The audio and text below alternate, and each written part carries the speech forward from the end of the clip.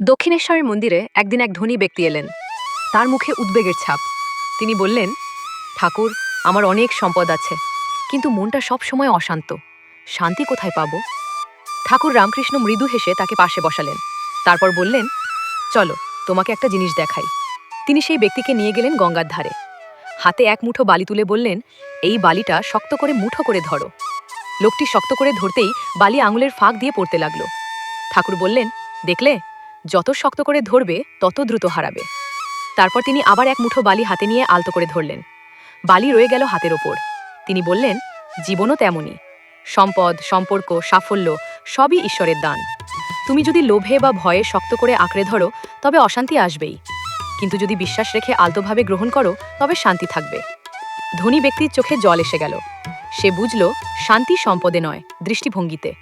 ঠাকুর শেষ কথাটি বললেন, ভক্তি আর সরলতা, এই দুই মানুষের আসল ধন।